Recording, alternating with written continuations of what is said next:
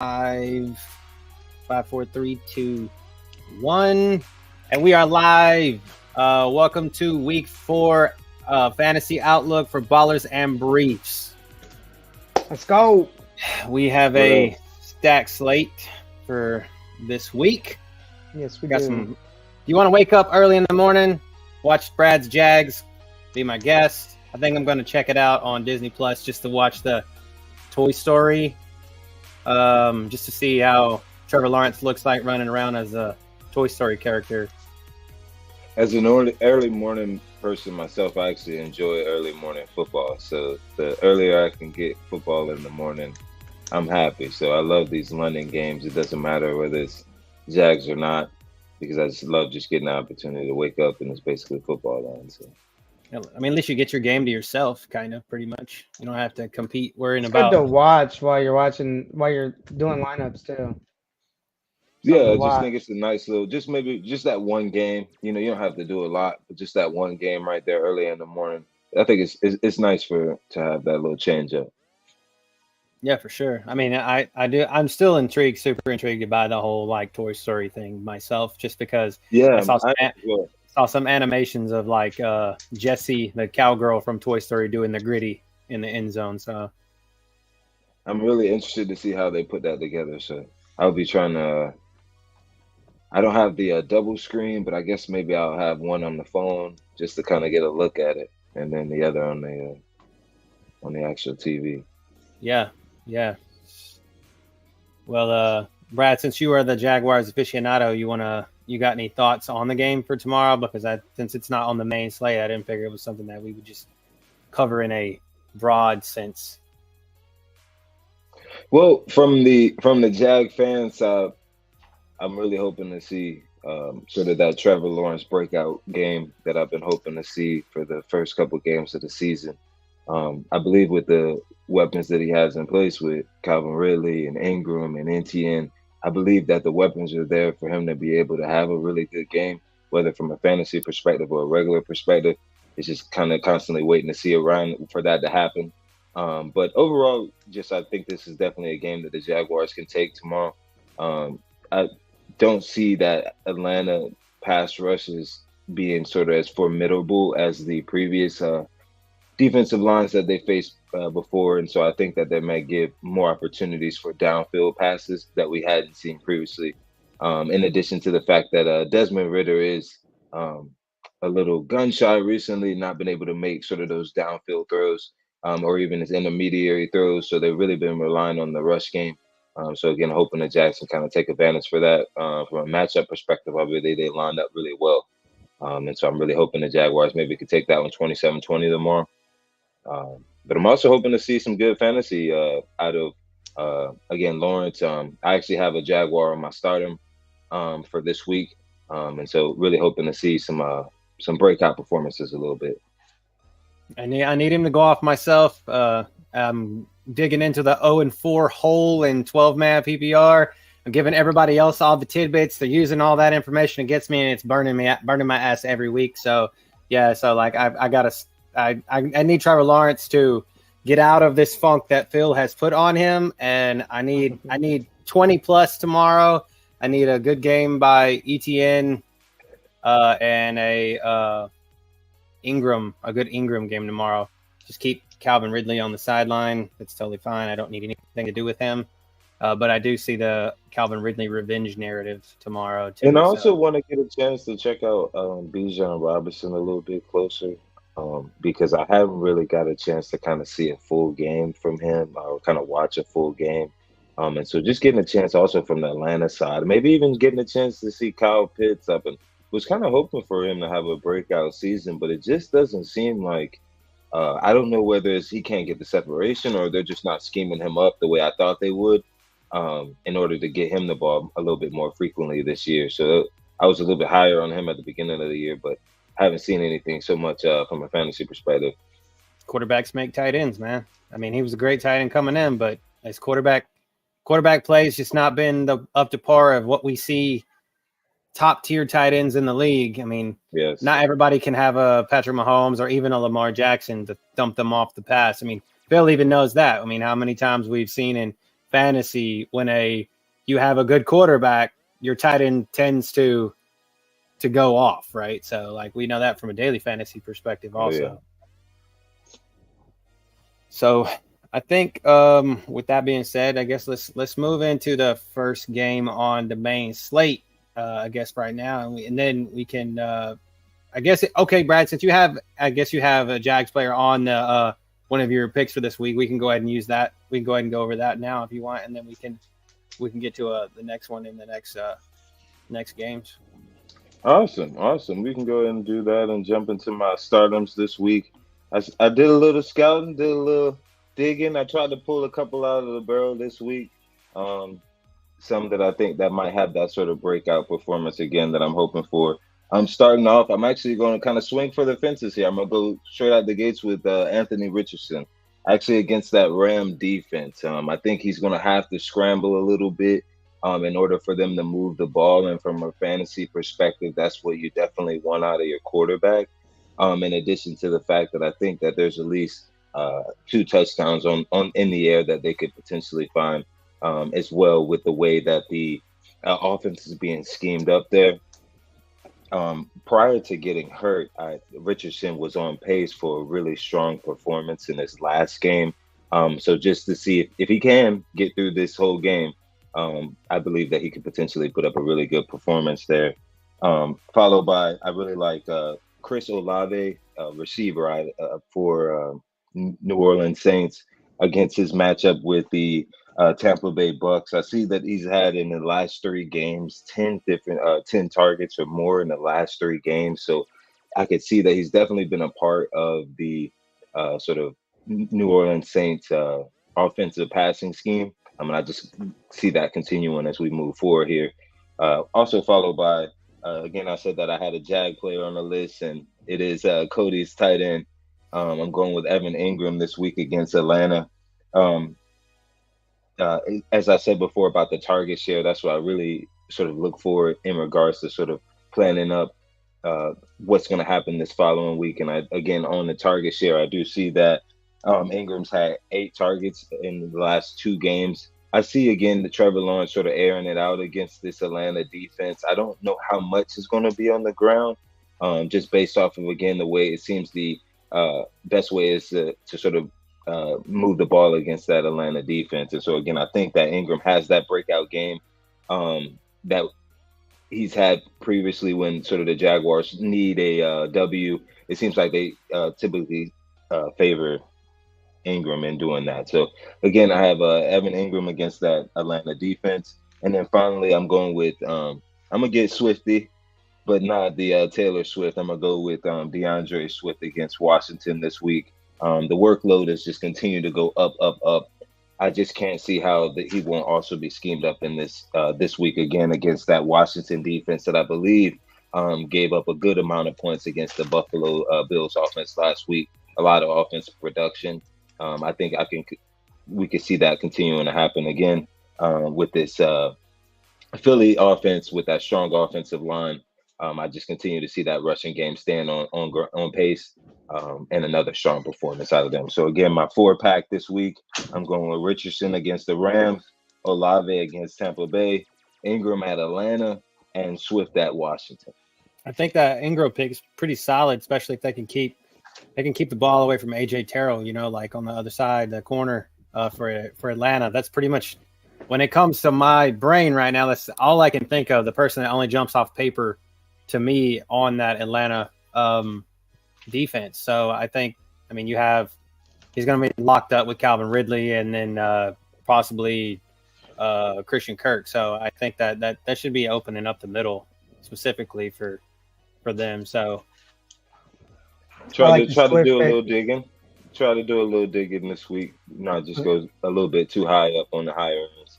The Swift pick is fire. More. You did some good digging. I like Swift should eat incredible against Washington. I also like Anthony Richardson this week as well. If he can finish a game, it's that's what I'm hoping. He's worth.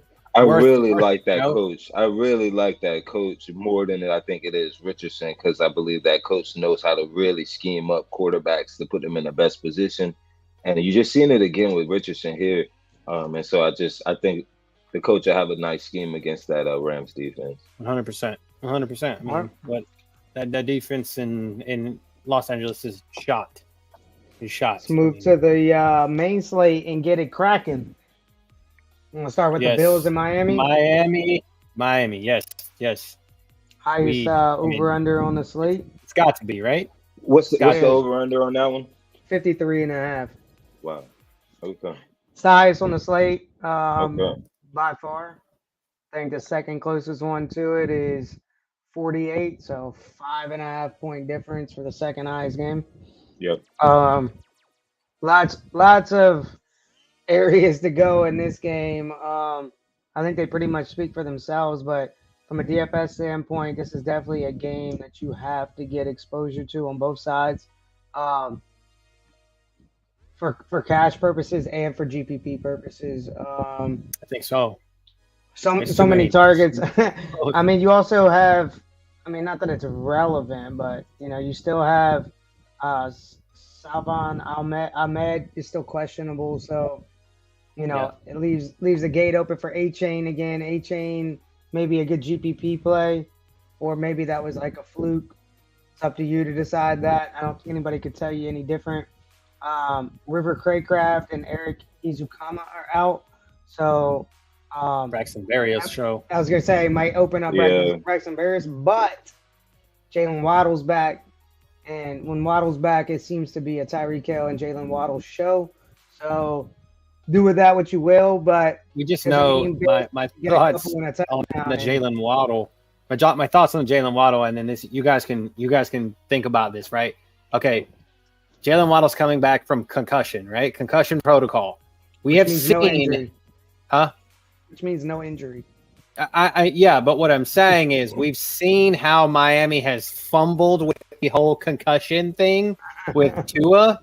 So I'm wondering, and this is just me wondering, I mean, it could be theoretically just totally, he's good to go, get out there, son, rub some dirt on it, you'll be fine kind of thing. But with the fact that we know that they fumble with the concussions with Tua, do we think, is there any possibility that we're going to see less of him, even though we're going to see him?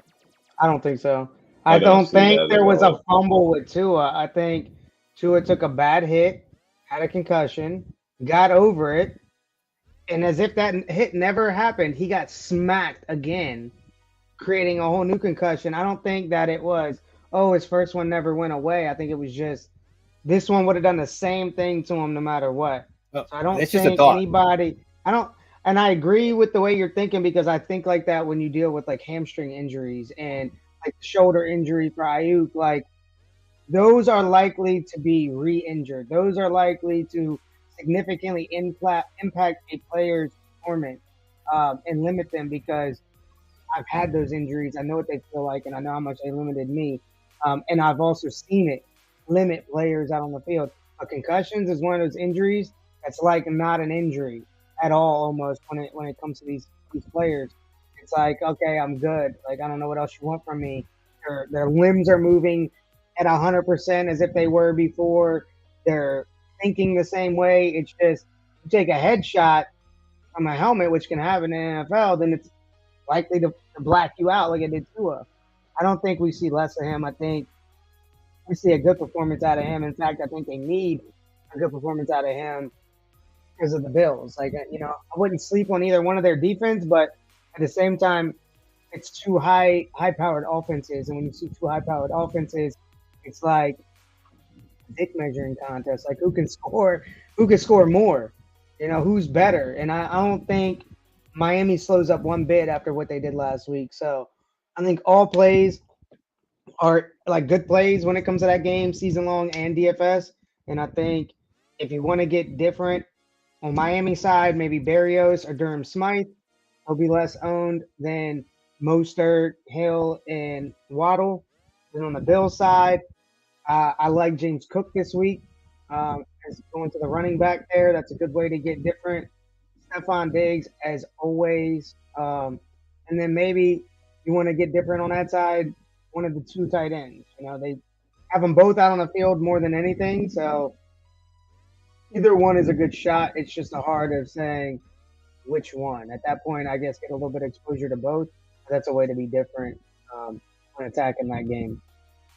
I like from even a season-long perspective. I know just kind of going back to the Waddle, as far as for deciding on who you want to play this week. Well, technically, I have Waddle and Mike Evans, sort of a toss-up between Waddle and Mike Evans for this week, and I actually went with Waddle just because of that big play exposure potential that he can have, in addition to the fact that I believe that Mike Evans is going against Marshawn Lattimore from a they got beef perspective. They're gonna fight. It that seems game's like just Mike a boxing Evans match. always has lower numbers against Marshawn Lattimore. Lattimore sort of has his number, and so I just didn't want to take that chance of a lockdown. And again, you just can't beat that speed. And so any given time, that he could sort of break open a game or break open a slate, as Phil says, break the slate. And so, again, that's what I'm thinking of as far as for even in a season long.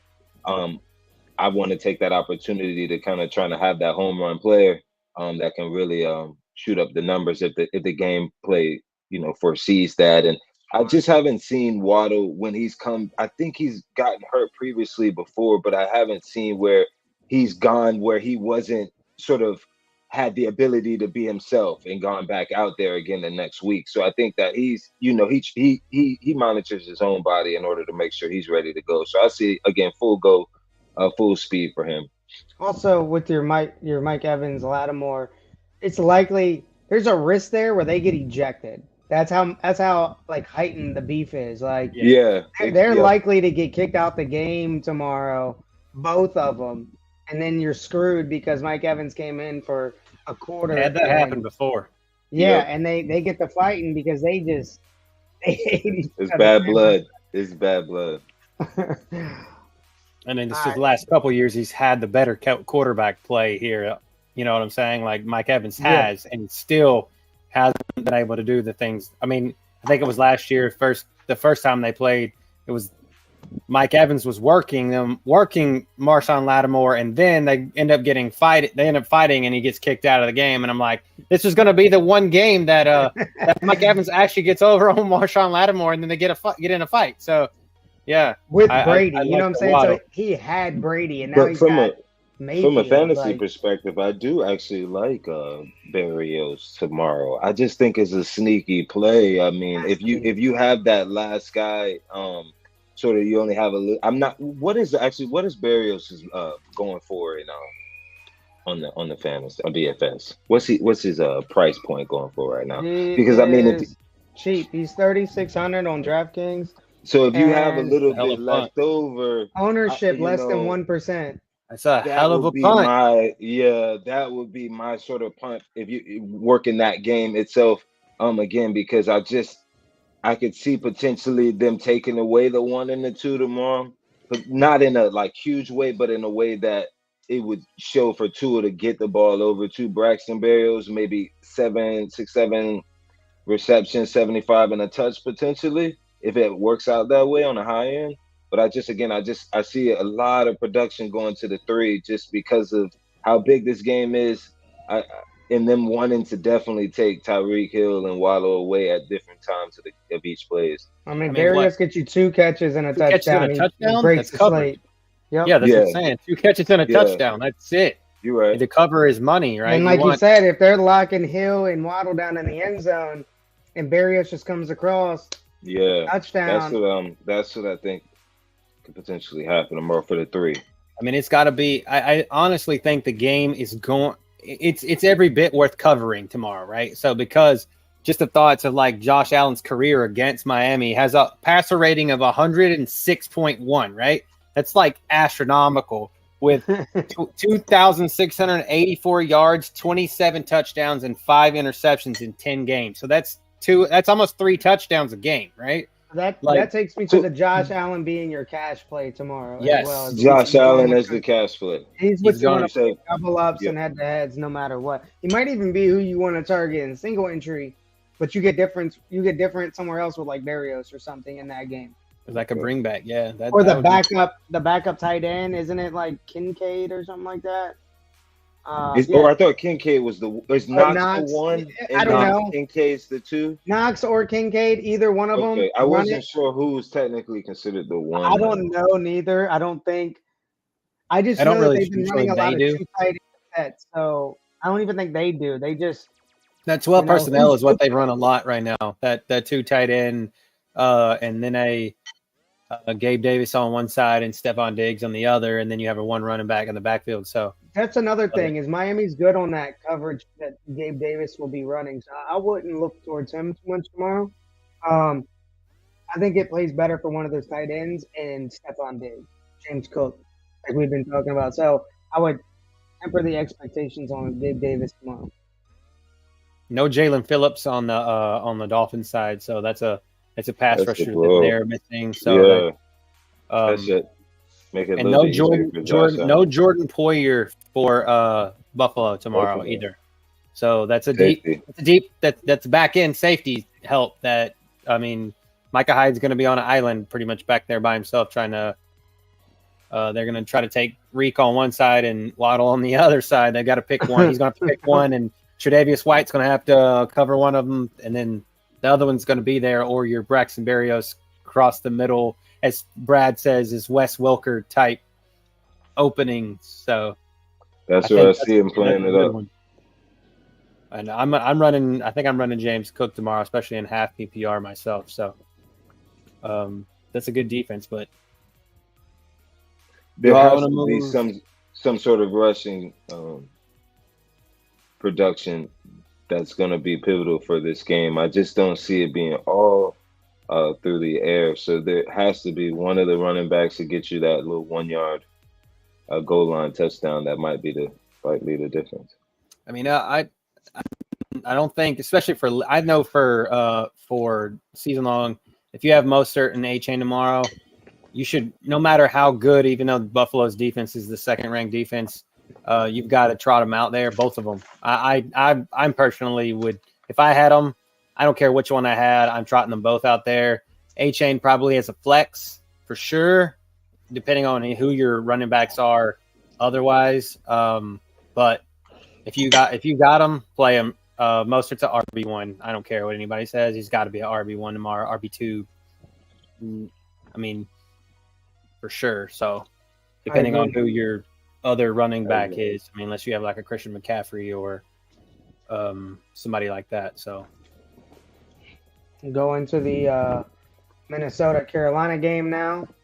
Battle of the winnables.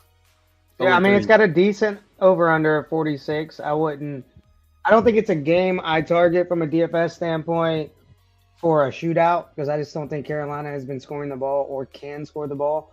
I do like some players in the game. I wouldn't target this game as like a game stack is what I'm saying. Always Justin Jefferson's in play. His price is really high, though, for it not being a shootout. I don't think he's somebody I go to tomorrow. I got one in this game. You have like the potential to beast out, but I think the interesting side is Carolina, because Miles Sanders could be out. He's like a 50-50 right now. If Chuba Hubbard comes in, he's going to be dirt cheap, and we'll get the bulk of the load running. So from a DFS standpoint, points there. And then if Mingo is out or something like that, you got Laviska Shenault that has came in and made big play. I think I should say big play. He's never made big plays. One in a touchdown, big time, broke the slate. I think it was like a 80 or 90 yard touchdown. It was a one catch game, but they obviously picked him up for that big playmaking ability. So I think you can look to him. Hawkinson on the other side, I think he had 21% target share last week. Another person that's going to be getting a lot of targets. You can look to him. And Addison is always alive as well. Addison is in this game is my sleeper, especially for season long. He's a great flex to get into your lineup tomorrow. I know Brad. I know you have him. I think I would force him in. I mean, it's about, I would say 38.5, maybe something along those lines. Receiving yards tomorrow. I mean, a couple 2 or 3 catches, 4 or 5 catches. I mean, and a risk at a touchdown, because the defense in Carolina is not in the greatest space. They're going to be without Xavier Woods, the free safety, tomorrow, and Frankie Luvu, the linebacker, is questionable. So, yeah, I actually like Adam Thielen here. Even in my season long, I'm going to go ahead and run with Adam Thielen.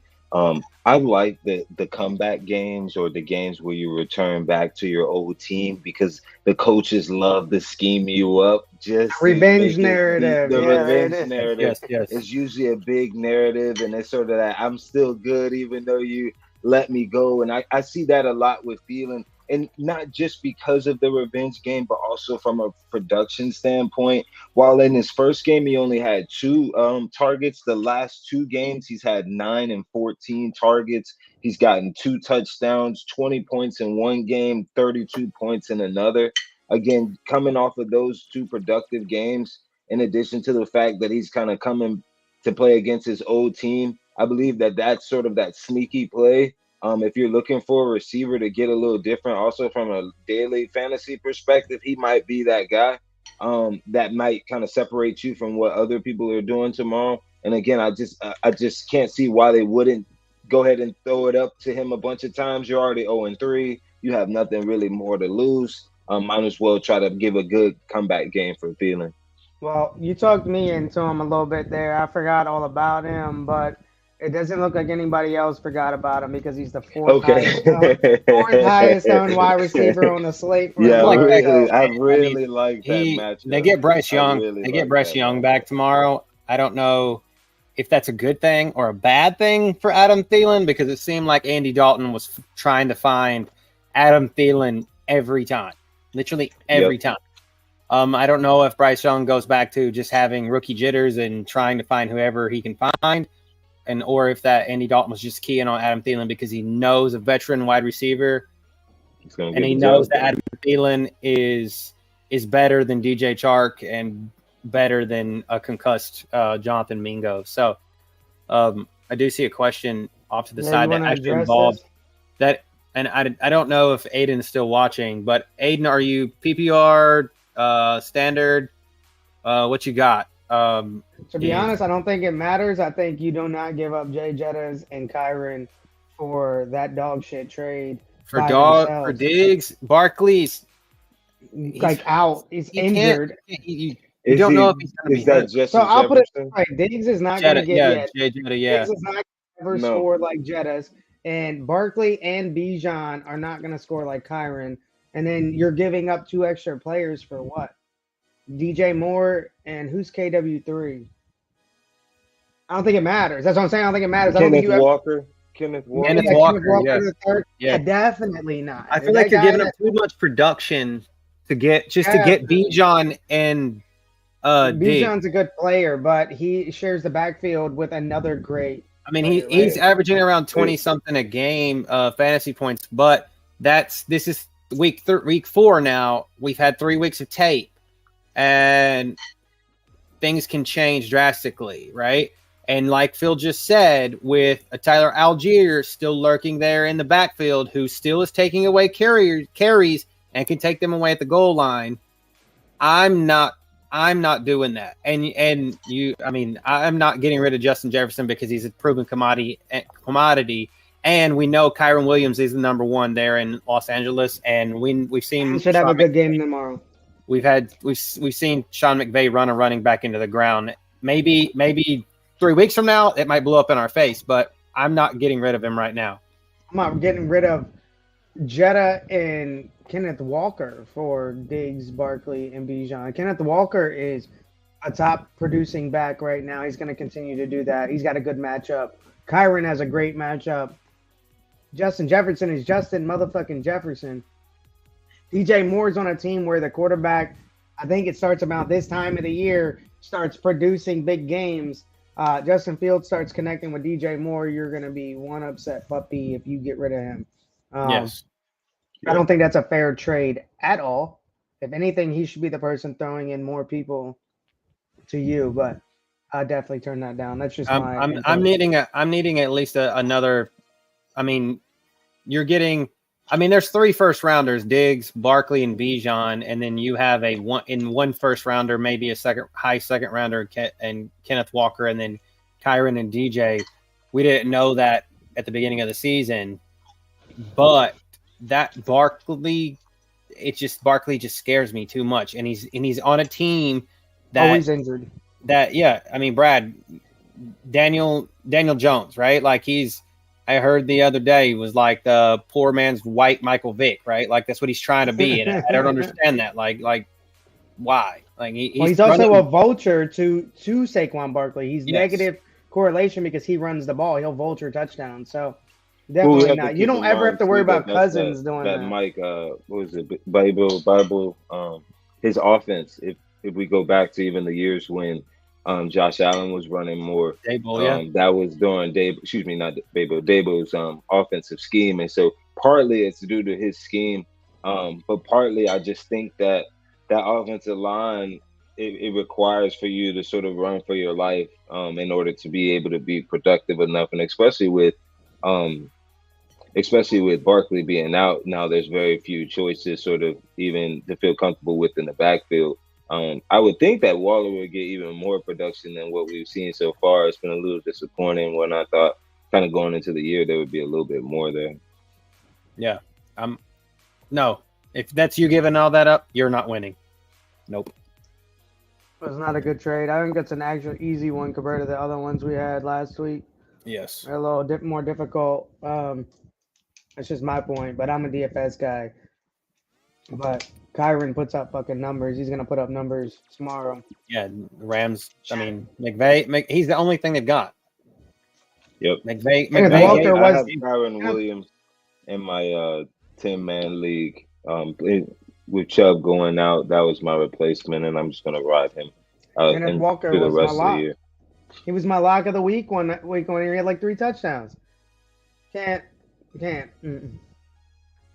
I like DJ Moore is a number 1 on a bad team. I mean, there's only he's at the floor right now. There's only ceiling potential from here. Literally, just gotta wait it out. And Chase Claypool was crying about not getting used, and that means when you cry about not getting, when you cry about not getting used, and your offensive coordinator is saying that he needs to get DJ Moore the ball more, or he needs to make Justin Fields make better decisions. Let's DJ Moore. Speaking of DJ Moore and the Bears, that is the next game. Broncos at Chicago. Another game of 0-3 and 0-3. I think this one has high shootout potential. It's one of the ones I'm looking at for DraftKings for sure. The injuries to Chicago is the reason why. Even with the Broncos getting absolutely destroyed, I think it's important to note that Russell Wilson threw for over 300 yards, still put up 20 points on the board, and that was against Miami, who's not known for having a bad defense. And now you add to the fact that, it's not the Bears I'm thinking of that have all the injuries, is it? I think it is, though. I think that Eddie Jackson is out, their defensive back. There is. They have Johnson. Like 2 safeties out. 3 defensive backs are out tomorrow for them. Correct, 3 starting exactly. defensive backs in the back. 3 starting defensive backs out for Chicago. Should be a good game for Russ Wilson. Hopefully, it's the Justin Fields we all want to see. Well, you talk about. Do you just like Russell Wilson though, or is there a receiver play that you're? I like the whole game slate. Like when I say that, I like all the stacking here. So I like where you could have Justin Fields as quarterback and maybe pair him with nobody, but bring it back with players from Denver. Bring it back with some beautiful stacks. Judy is back in? Yes. Button. Javonte Williams. We've seen what the Broncos. You can just get creative here, if you want to get different, or you could run Fields with DJ Moore. Their tight end was it Komet? I forgot. I think it's Komet. Yeah. And bring it back with a Sutton or one of them. I think this game has high shootout potential, but Fields is one of those guys where you don't ever need to have a player with him. Whereas Russ Wilson is a quarterback you need to pair with. He doesn't run like he used to. Back in the day, I'd say you only need one with him. I think you need two with him, and then bring it back from somebody with Chicago.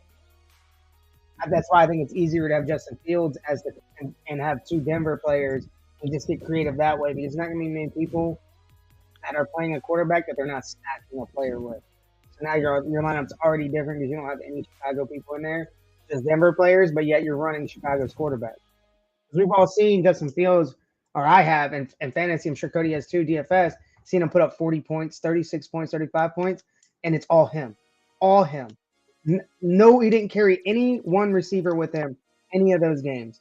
No Frank Clark, no Josie Jewell, and no Mike Purcell tomorrow for Denver, and a questionable Justin Simmons.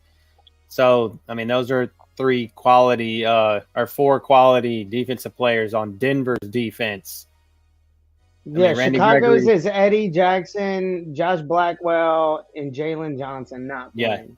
Yeah, exactly. Those are in the secondary, but I'm talking about guys in the front seven. Three guys in the front seven and then one safety in the secondary. So you have a defensive tackle and two linebackers, Frank Clark and Josie Jewell, who are known to be guys that get after the quarterback. Correct. You're going to have Randy Gregory lined up on one side, and then you're going to see Justin Field go the other way. That's why I think we see that game here finally for once. Could be a DJ Moore game. Could just be a Justin Fields game. But I like this game in general to play exposure to the whole game. You can grab players from other games, but the focus should be a game stack, meaning you have players from both sides against each other in the same lineup. Because if the game blows up and there's lots of scoring, then you have both sides of it, not just one side of it. You're not that guy that's like watching Red Zone and Denver has the ball and you're like, shit, I only got Chicago players. Hurry up and get a ball to Chicago. You're one of those guys that's like, yes, score the ball, Denver, score the ball. All right, Chicago, you got the ball. Score the ball. You're just hoping that whole game is just back and forth, back and forth. I like that game for that sneaky potential tomorrow. Plus, I don't think a lot of people are going to Fields just because he's been a letdown this year. And I mean, he's already let me down. I've played him a couple weeks. Lineups. I mean, I can do the same thing tomorrow, play him, and it'd be a letdown. But given the information we know with all the injuries and the potential of Russell Wilson, having a good game, and maybe he sticks it out and keeps up with them. I don't know. That's my hope. He only costs $6,600 tomorrow. Fields does. He costs less than Anthony Richardson tomorrow. So crazy. What's his ownership? Wow. Let's see. He's 7% owned.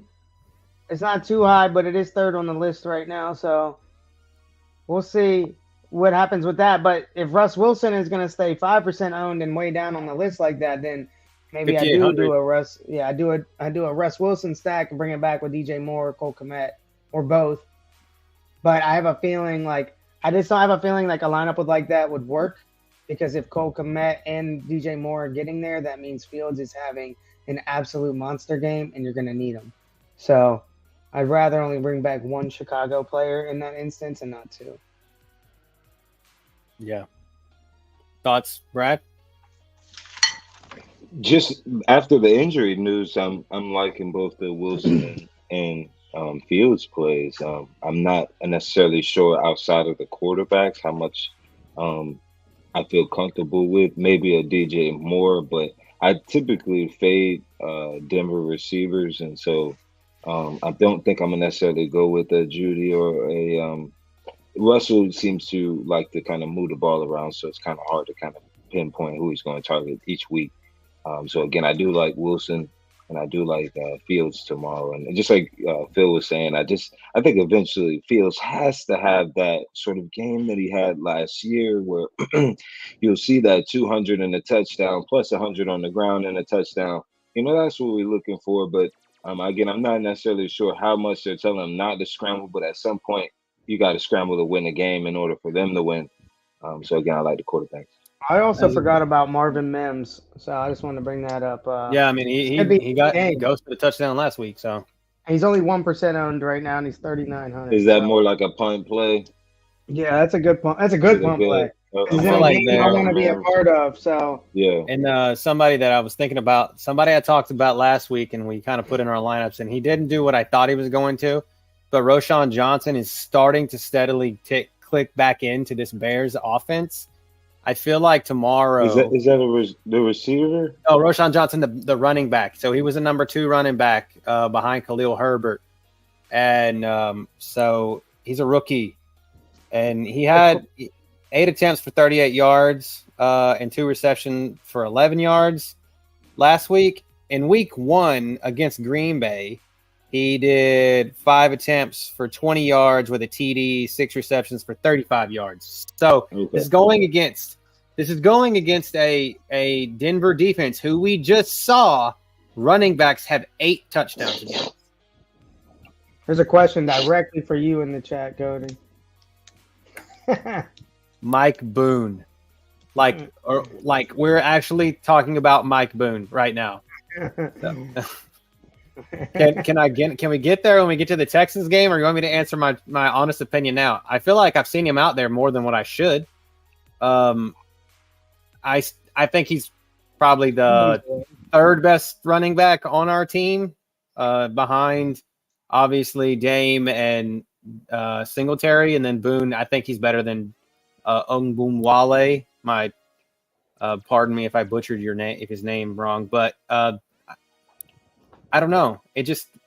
We're running that San Francisco offense, and they like to cycle through running backs. I mean, I have Dameon Pierce personally on 3 different teams, and he's not paying off. So Mike Boone could be a punt play eventually, but I don't think he's punt. He's not punt worthy yet. We'll be at that game after this next game we talk about, so we can touch base on that a little bit more as well. But I know Dameon Pierce has not been shit. But for the next game, let's talk about Baltimore and Cleveland. I don't want anything to do with this for DFS. I don't like anybody from this tomorrow. It's a division rival. A low over-under. Probably very boring. It's going to be a snooze fest like it always is. I don't want any aspect of this. I actually still like Lamar Jackson with a stack with Mark Andrews. I think they get that one going up a little bit more. Usually in these type of matchups, especially in the divisional rivalries, those tight ends become key to moving the ball as they take away the quarterback. The receiver play. So I really do again like that stack favorability tomorrow. To give you some reference on that, that's not a bad play for season long. I mean, obviously, if you have Mark Andrews, you better play him tomorrow. You have to. You have a Lamar Jackson stack with him. It's a good idea for tomorrow for this reason and this reason alone.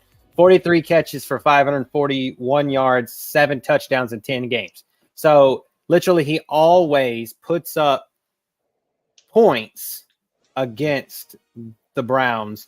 But for daily fantasy, I think he's probably more than likely too costly to trot him out there.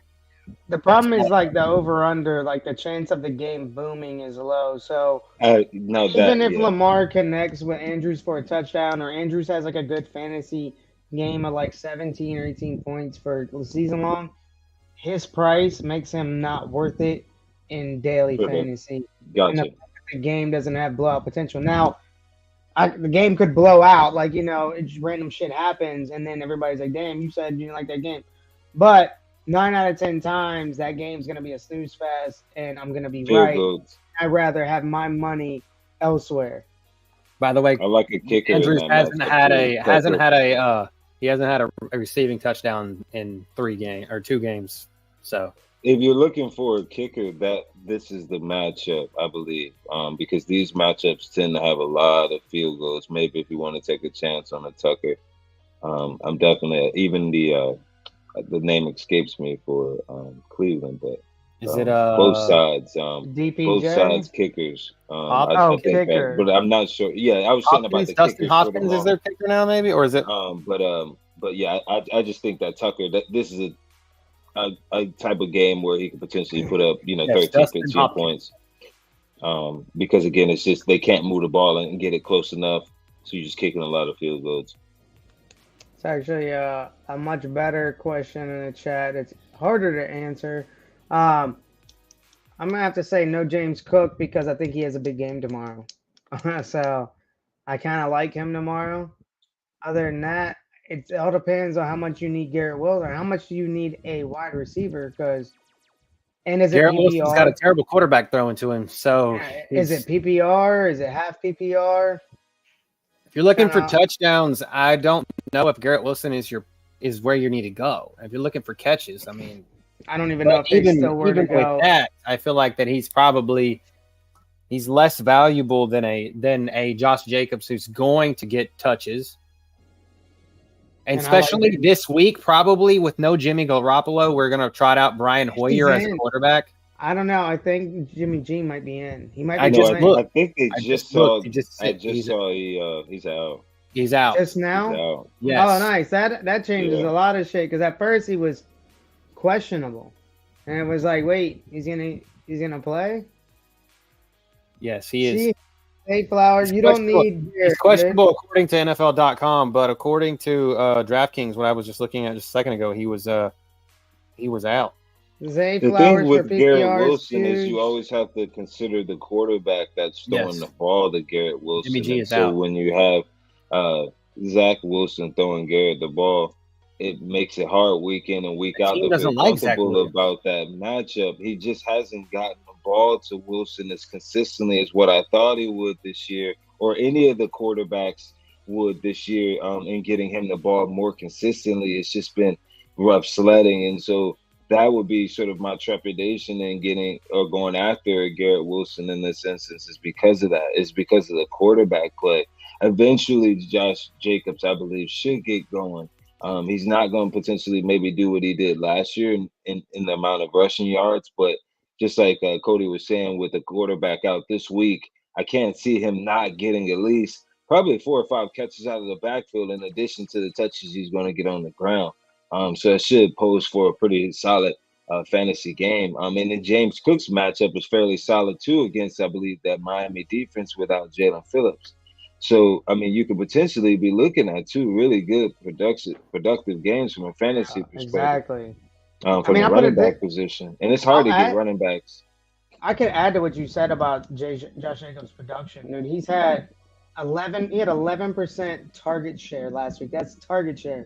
15% on the season. And he rushed for 89% last week. That's sick. That's sick. You can't give that up in PPR. Like, it's going to eventually transition to points. It just hasn't yet, but I don't even think you need production. Look at him saying who he has. He's T. Higgins. Zay Flowers has been a PPR stud. Tutu Atwell has been a PPR stud. T. Higgins hasn't really, but he will. He's coming. He's going to come around. He's got a better quarterback, and it's going to get him the ball. You're going to see. I mean, you're going to see T. Higgins eventually. Once you get at least 85% Joe Burrow, Jamar Chase is out on the field. You got to think about this. Jamar, who else is on the other side of the ball from Garrett Wilson? Nobody. I don't care. Randall Cobb, Alan Lazard, Mecole Hardman. I haven't even seen make an appearance yet. Yeah. You have Jamar Chase, and you have Joe Mixon, right? What's happened to New York, even though Garrett Wilson is still he had a couple weeks where he had like 16 week 1 and like 14 and a half, and then he started to trickle it down. This whole Zach Wilson play, they're losing faith in Zach Wilson every week, and they're giving the ball more to Breece Hall and giving the ball more to Dalvin Cook. And you're going to see teams start gobbling Garrett Wilson up more. You stop Garrett Wilson, with Rodgers. Stop that whole offense. It'd have been good with Rodgers, but it'd have been perfect with Rodgers. It ain't that happening. I don't think you need him. I don't think you want him. I don't think you give up either one of those running backs for him. That's just my take. Yeah, I'm as a person who also has a Jets player and Dalvin Cook and just the lack of production that you've seen. It's just hard to again feel really good or confident about any offensive player on the Jets until you see it, at least for a week, maybe 2. and then you trust the production at that point. But again, I would stay away from those type of players for right now. Sure. Want to move into the Houston game? Hang on, I got one thought. I got one more thought about this Baltimore-Cleveland game. Questionable rub and tug. Deshaun Watson, he's questionable with a shoulder. They say he's probably gonna play, but they did add PJ Walker, and he's the backup tomorrow. So PJ Walker, PJ, yeah. I think he was optimal last year. That's awesome. He wasn't an optimal. Awesome. Yes, he was. Optimal last year. PJ. I'm glad. Which I wish that Dorian Thompson or whatever, the kid out of UCLA was going to be the backup tomorrow, but we're getting PJ instead, which is good for me. I saw him as a Houston XFL player and he was great. But and then this David Njoku thing. Did you guys hear about that? He burnt himself. He lit a fire pit and it blew up in his face. Yeah. I did not hear about that. Yes. So that's why he's injured. I thought that was hilarious. Not at his expense. I hope the man is okay and everything. But I get what you're saying. He blew up. Poor guy. I felt so bad for him. But I thought it was funny because I feel like that's about how the Browns season have gone, with super expectations of their superstars and like shit's blowing up in their face, literally. That game even more, am I gonna lie? Like, maybe no Watson or Watson playing injured, no Njoku. It's like, I don't like it. He burned his hands in his face. So if he comes out there tomorrow, I'm just like, I'm not throwing him the ball. Yeah.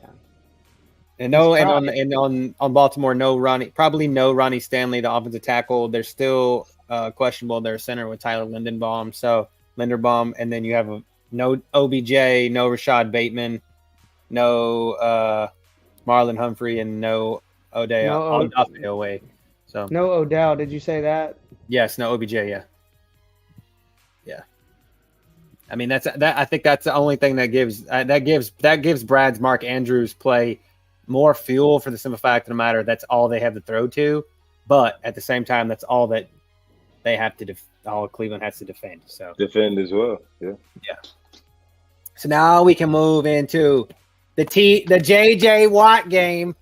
Red out, baby. All red unis tomorrow. Red helmets.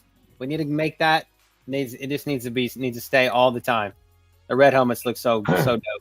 No injuries either on that game. Yeah. Well, actually, there was a lot of injuries that matter to me. Like basically no offensive line against TJ Watt tomorrow. Poor CJ. You did fine against the Jaguars, so I mean, I don't think that's gonna matter. Yeah, but you guys don't have the best defensive player in the league, and they're not honoring. You're not honoring his brother, putting his brother into the ring of honor tomorrow. So yeah. That's great. They turned that around so fast for JJ. Yeah, he's the second best Texan to ever go out on the field. Usually they take a few years though before they kind of turn that around really fast. The man could run for the mayor of the city and he would win. Yeah, you're right. I don't like anybody from this game from a DFS point at all. What about Tank Dell? Do you see that running back again? That was the one that I had my eye on. 44. I'm saying 45, around 45 receiving yards tomorrow. I like him as a player. I like Collins. Cody already knows we called both of them a couple weeks ago, and they absolutely beasted. But like, there's another one of those games that doesn't do anything. I just don't. What's the over under on this one? 42. It's low. I just don't see it being a boom or bust. I mean, certainly Tank Dell, he's cheap. You can snag him, but he's no longer going under the radar as like low ownership pump play sneaky.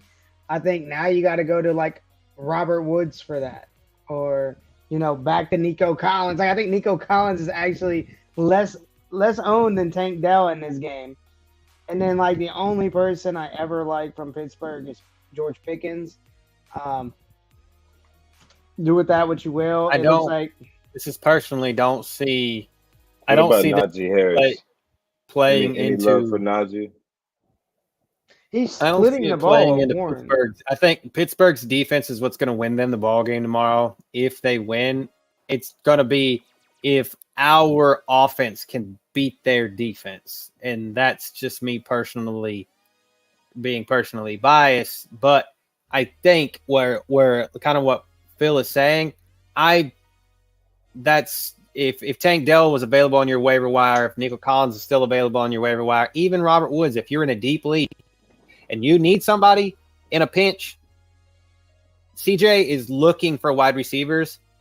I've had the Dalton Schultz effect personally. I'm starting to fade more every week on Dalton Schultz. I think it's about time to just dump him and just hope to God that I can salvage a streamer when it's time for Ingram and Mark Andrews to have bye weeks. But yeah, so I think Nico Collins probably is going to be less owned tomorrow than Tank Dell because CJ's starting to key in on Tank. But the secondary in Pittsburgh is not their strength. It's their front seven. You know, like TJ and Highsmith. Highsmith, yeah. Yeah, so I mean, Tank Dell is overowned, I'm sure. He's overowned.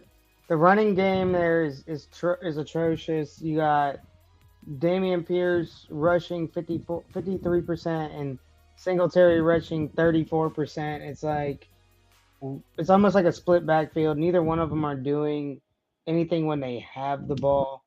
I guess from a DFS point, they're going to be low owned, but I think that comes with the fact that they're going to be low production. So, I mean, I'm thinking tomorrow round with Dame, he's probably going to get 14, 15 touches, and that they're around probably 65, 75 yards. I mean, we saw what Ford did to that to that Pittsburgh defense. It's going to be pretty much the way the run game is how you're going to neutralize TJ and Highsmith, right? Like you're going to have to run the ball because you can't stack the box every play because then if not, TJ is just another ordinary linebacker. He's not a pass rusher. So I think that's probably a safe. If you're hurting tomorrow, I got to make that decision myself to put Pearson over maybe and Javonte Williams. So that's a inner conflict myself. But I think Dell is easily starting to become the number one here. Yeah, I see that as well. Good drafting. Go to the next game, or we want to keep going on that one? No, I'm good. I will be decked out in all red tomorrow. Go Houston. Go Houston. Let's go to the Rams and the Colts. Very interesting game. Brad already touched on it a little bit. I completely agreed with what he said. Love Anthony Richardson here in this game. Hopefully he can play a full game, as you mentioned. When he got injured, it looked like he was gonna break records with his fantasy production, but that got halted up with an injury. And I like Pittman paired with him no matter what, but I don't like Pittman if he's. Naked. I don't want to put Pittman. Yeah, I don't want to put Pittman in a lineup without Anthony Richardson because if he's doing great, Anthony Rich. It's like the Justin Fields thing I said earlier. Like if he's doing good, then Anthony Richardson is making. I'm playing him naked tomorrow for sure in league fantasy though. If I have him in one season long, yeah, you got to DFS. No matter who's quarterback for you. I think that game has big potential as well. Kyron Williams, as I talked about, when that guy's question earlier, I think he has a big game tomorrow. Besides, he's been having big games. It was on the field 100% of the snaps last week. Can't beat that. He rushed 76% of the time too. That means literally 2 hours plus of that game was Kyron Williams running the ball. You can't beat that from a fantasy production. He got 21% of the targets. It's like, damn, LA Rams is putting the ball to the people that are identifiable. That's what I like. I hate those games where you're like, this guy could get it or this guy could get it. I never know. I mean, he's getting the ball. 100% of the snaps, 76% rushing, 21% targets. Like, is there anything left for the other people? It's crazy. Like, that was the same way it was when he had it going really well. Sean McVay had it going really well with Gurley. It was basically 100% Gurley, as far as for rushing and catching the ball out of the backfield. But when it works beautifully, and it opens up. Who I believe is a nice play here is I believe Puka Nacua here to kind of get back and going back to what he was doing before. A lot of catches in bunches. Sort of small intermediate routes for him tomorrow. I can see that being really open against that Indianapolis defense that's been susceptible throughout this season. Now they have a pretty good front seven, kind of underrated with Buckner, also Shaq Leonard being back there. So they have a okay front seven, but I believe that scheme that Sean McVay employs is going to be the difference between opening up that offense against that defensive scheme they have there. So I really do. I like a lot of the Rams offensive players actually tomorrow. Even if you want to get sneaky, I believe it's Skoranek. Yeah, he's always open across the middle. Like he's questionable with an Achilles. Oh, is he hurt? Okay, never mind. Questionable. Yeah, I'm just saying. Yeah, Achilles. I don't want nobody with a limb injury. I think I said that earlier. Yeah, Tyler Higbee is also questionable with an Achilles tomorrow. Dude, you don't even need them. Puka and Tutu.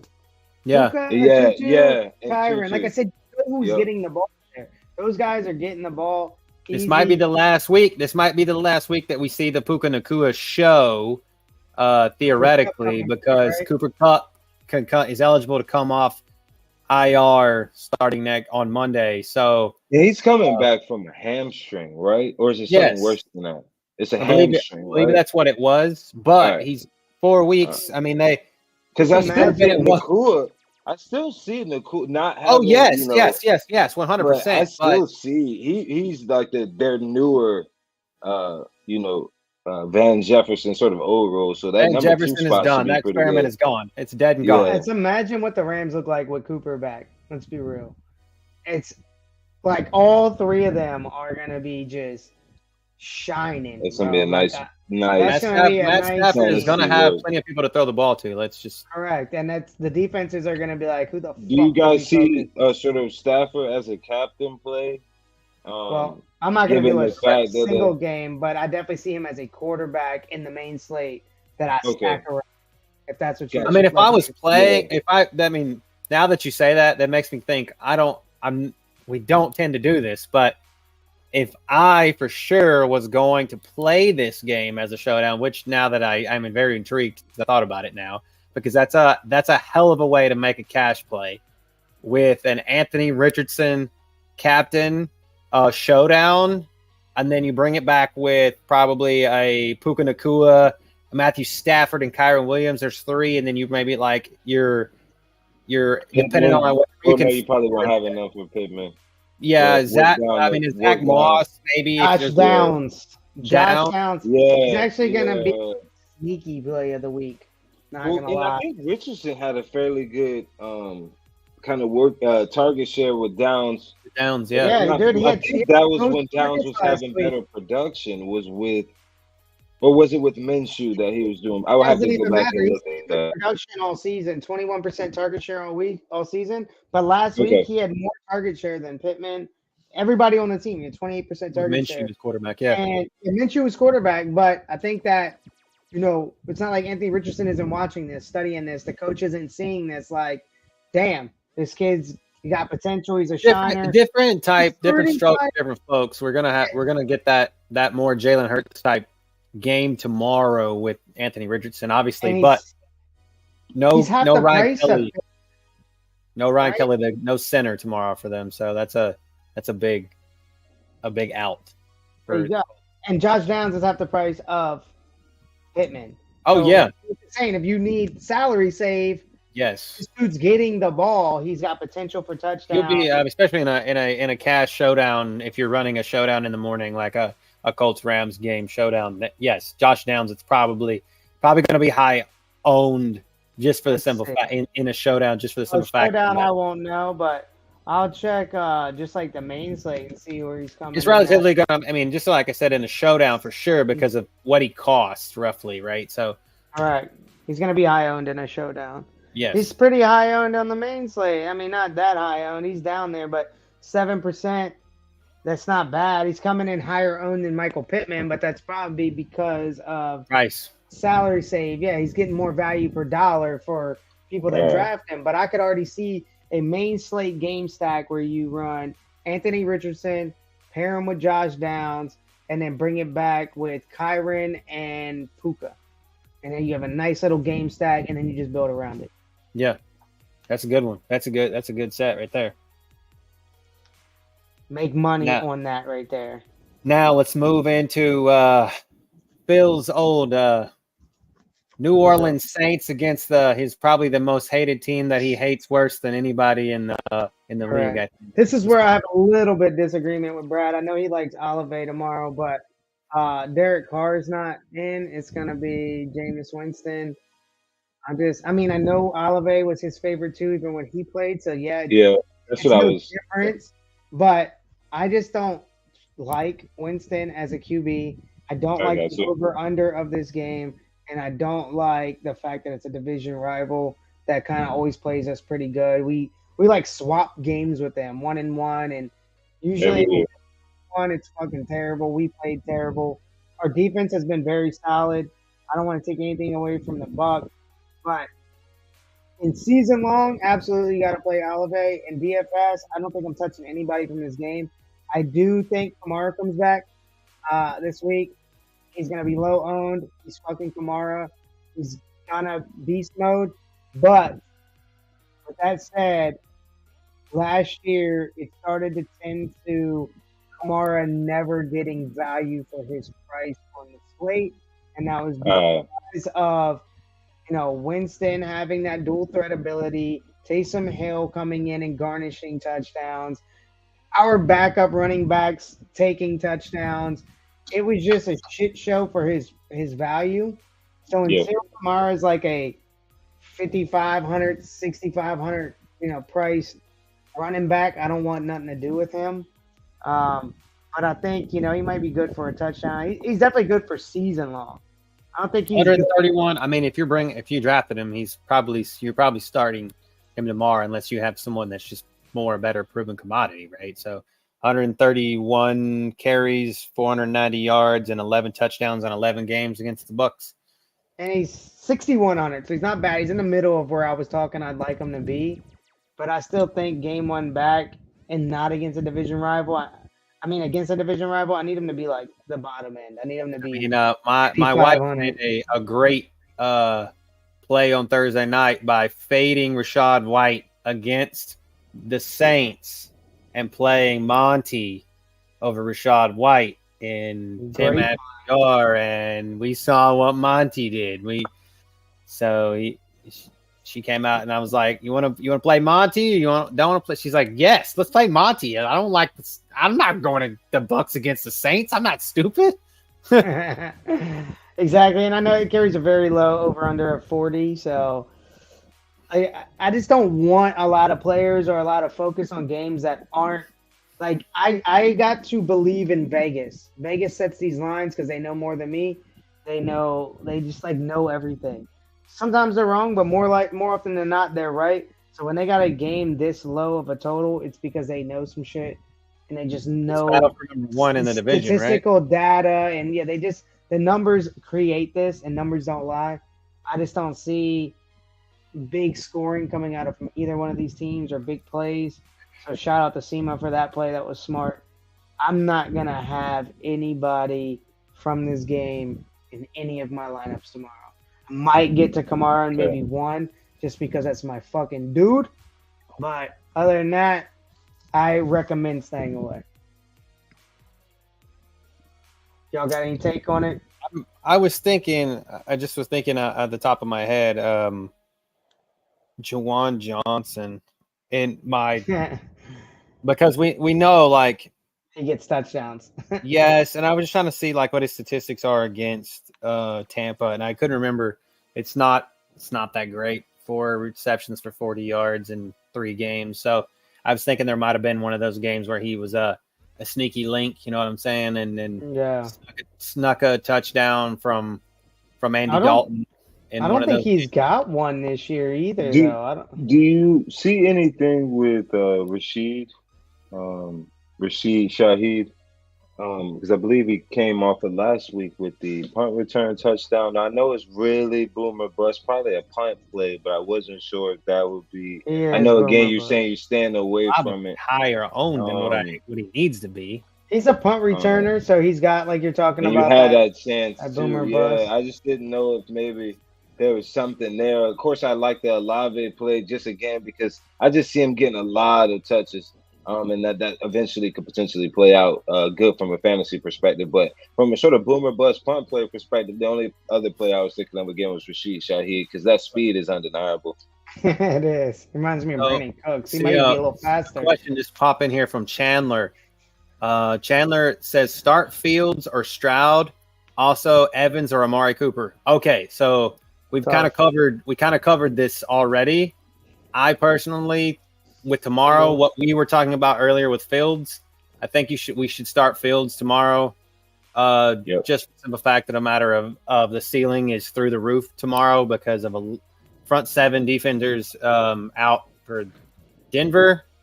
I think CJ is going to be, personally as a Texans fan, is going to be kind of running for his life tomorrow, or we're going to be running the ball more than what we've seen because that's the only way to neutralize a great pass rush. And then Evans is going to be tied up by Lattimore. You're fading Evans. You're fading Evans against Lattimore. Stay away from Evans. He's likely to get kicked out the game, or he's likely to get shut down. At Mike Evans' numbers, they're really enticing.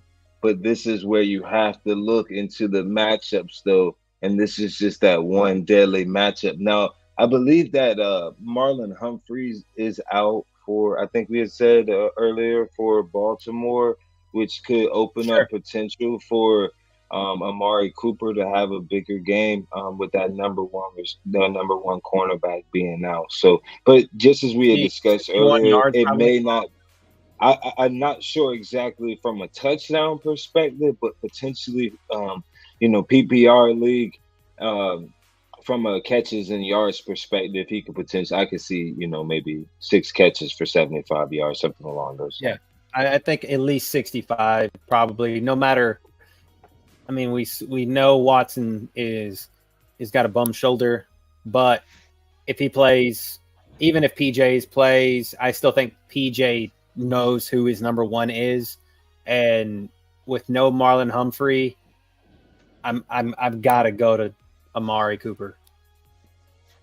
So start Fields, start Amari tomorrow. That's what we think. Best advice. Correct. That's the best advice we can give on that one. Let's move into the Eagles Commanders. Definitely agree with Brad here. Is wrong and has it. Thank you, Chandler. Thank you. Oh, there you go. Yeah, I definitely agree with Brad here with Swifty.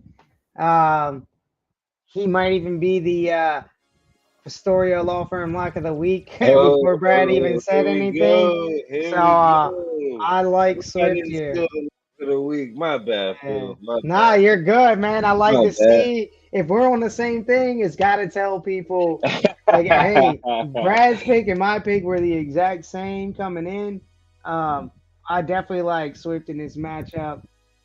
It's unbelievable the amount of rushing capability he has had with the Eagles, and the Redskins or the Commanders, whatever you want to call them, are just easily gashable, man, on the ground. They're just the potential to see Swift like outperform what he's already done tomorrow is so possible, and yet it's crazy at the same time because he has been absolutely phenomenal like the last 3 games from a DFS standpoint and probably from a season-long standpoint. So I'm more intrigued in this game on the ground from the Eagles than anything. I'm not, I mean, I always love Hurts. I think he's in play in DFS and season-long every single week, no matter who he's playing. That makes A.J. Brown and Devontae Smith in play every single week, no matter who they're playing. But, like, my biggest interest is in Swift tomorrow, for sure. Yeah, No dump down Quez Watkins tomorrow. I also like Dallas Goedert tomorrow.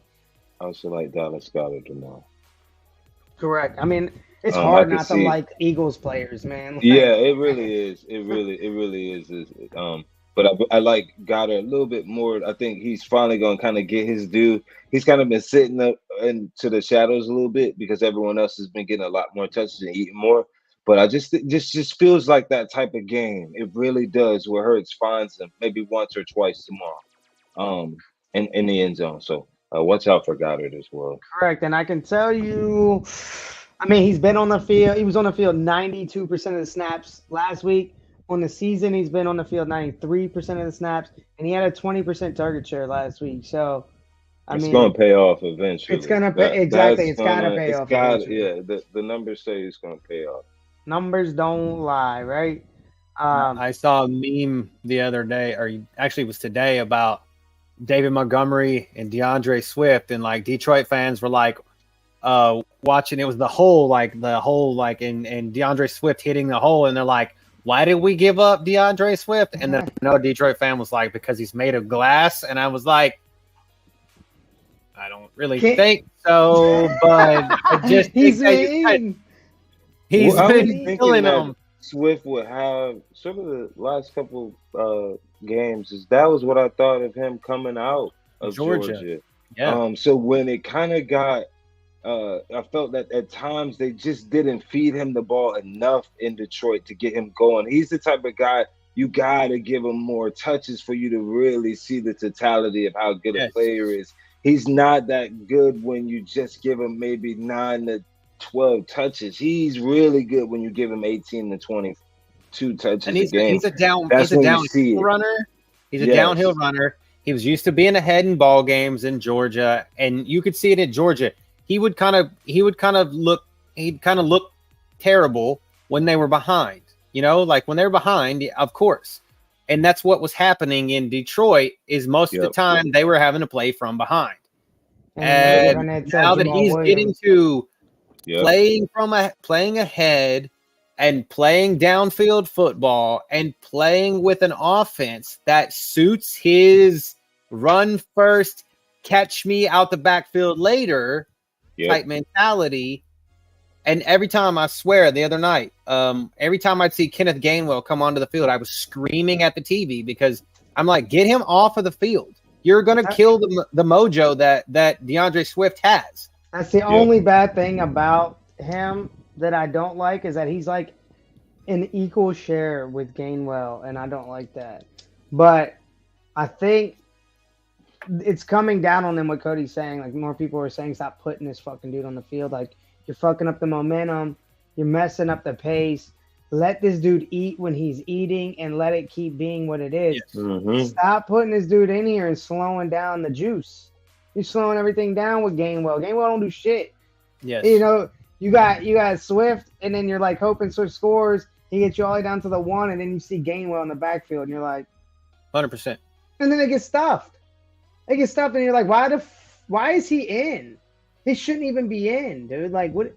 I don't get it. It's not giving Swift that opportunity to keep that momentum going and just stomp the yard. I feel like the Rashard Penny thing was just like, he was a scramble pick at the last minute, and then they end up with Swift, and like Penny's like, I'm relegated again. Like, I'm being relegated again. God forbid Boston Scott come back. He's falling 4th on the depth chart. I think he already is, to be honest. Yeah, man. Redskins side, Commander side, whatever you want to call him. Brian Robinson, maybe. I mean, I don't. I've seen Last Brian week, Robinson started in the 10, I believe, a 10-man league or the 12-man league. So I know people are starting to feel more comfortable with Robinson, but I guess the only person I'm thinking of is, of course, Scary Terry. He just always seems to find a way to get into the end It's zone. still damn Um, Tony G is still I've, hoarding things he from is. Robinson. He had more carries last week than Robinson, more by double. Or he's on the field. And actually, he had more carries than he's on the field double the time than Robinson. And Robinson had more carries than him, but Gibson has not had the year. I thought he was going to have an even better year in the enemy's system, but it just seems like the enemy just is fading him. It's not the same production as he's had the last couple of years. He was getting a lot more catches out of the backfield. I just don't see good production from Commanders moving into this game. Division rival, Eagles being who they have been recently. I'm not going to have anybody from that side, but if you're trying to get different from a DFS standpoint, The only thing is all of them are going to be low owned. Yeah, they're all going to be low owned. We saw the Commanders beat the Eagles last year, but that was a primetime fluke game. We saw that, and it was with Taylor Heineke.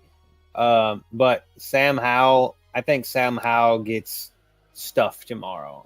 Literally, I think he does. I think that all the Jahan Dotson and Scary Terry hype is dead and gone. It's dead and gone. I agree. Absolutely agree. With that, we can go into Cincinnati, Tennessee game. The underachievers. Yep, the battle of underachievers. With that said, the over-under is 41, and I know I've been talking all night about low over-unders and how Vegas, they're usually right more than not. But I'd be lying if I told you I wasn't going to build a lineup or two around this game because I just know that both, like he said, they're underachievers this year. But both of them have that potential to put points on the board in a big way, and it's bound to come sometime. And why not throw a lineup or two at it this week when they're going to be low owned? I mean, nobody on this game, man. Nobody wants Derrick Henry after that bullshit he did last week. Nobody wants Jamar Chase or Burrow after the amount of points they're putting up for their cost on DFS. So I'm going to do it just because they're underachievers, like Cody said, but they can also be overachievers.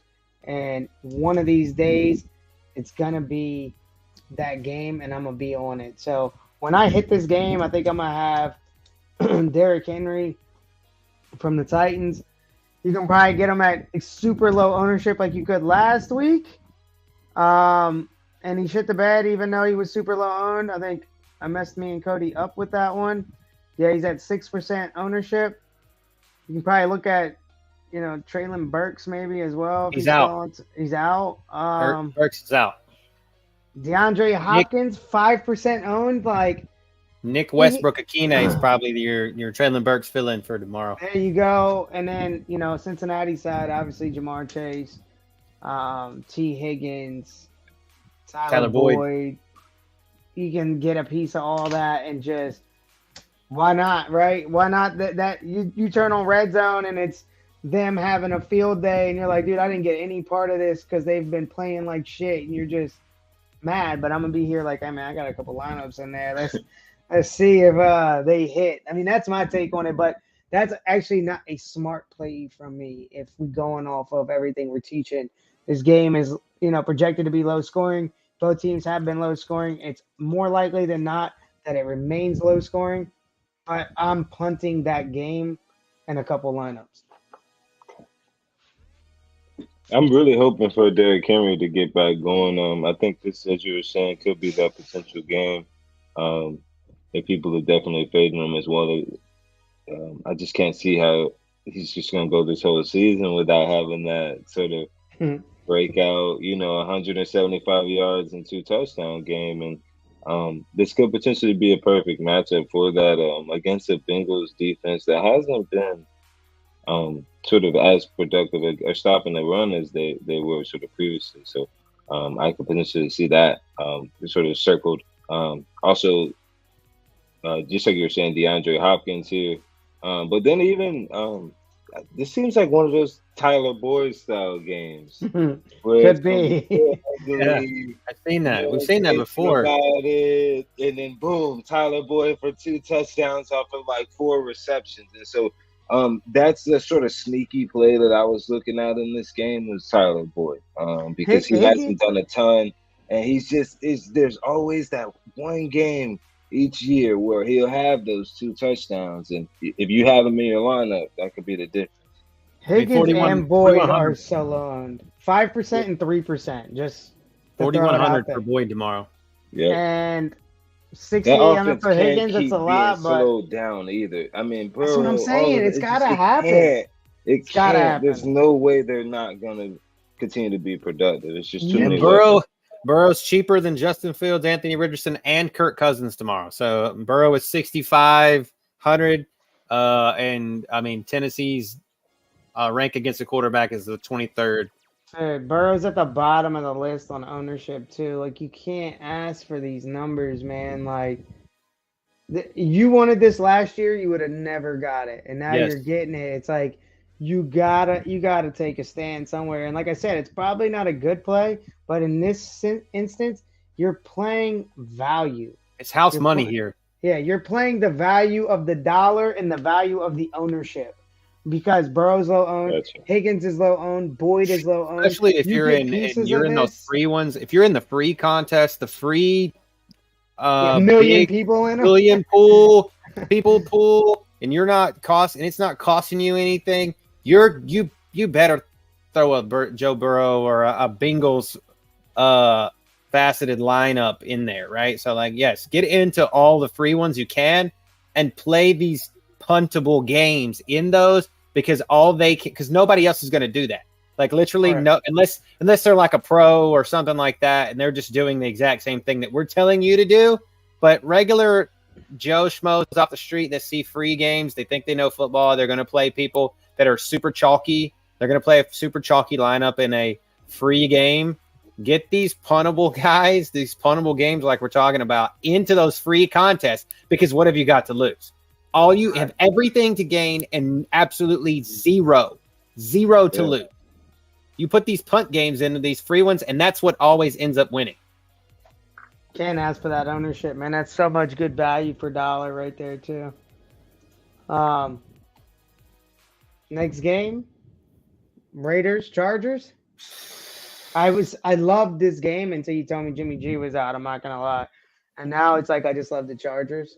At first, I was loving Devontae Adams, which is somebody I never really loved in fantasy. NFL.com needs to update their injury report, but so if he's out, Jimmy G. I love the Chargers side. I mean, it's the second highest over/under on the slate. Keenan Allen, Josh Palmer, Quinn Johnson. Isn't Eckler out? Isn't Mike Williams out? Like, man, this screams Keenan Allen fantasy breaker right here, man. Like, he gets all the targets any game anyways. Like, he's like the guy who gets 15 targets even when those people are in. It's just a matter of what he does with it. Some games he don't do a lot with it, but now he's probably going to get like 20 targets, 25 targets. You're like, who else are they throwing the ball to? 4 best defensive players in this game are questionable tomorrow. Max Crosby and Nate Hobbs for the Raiders, and Joey Bosa and Derwin James are also questionable. So Bosa with a hamstring and a toe, Derwin James with a hamstring, Nate Hobbs with an ankle, and Max Crosby with a knee. I mean, this just screams like the Chargers should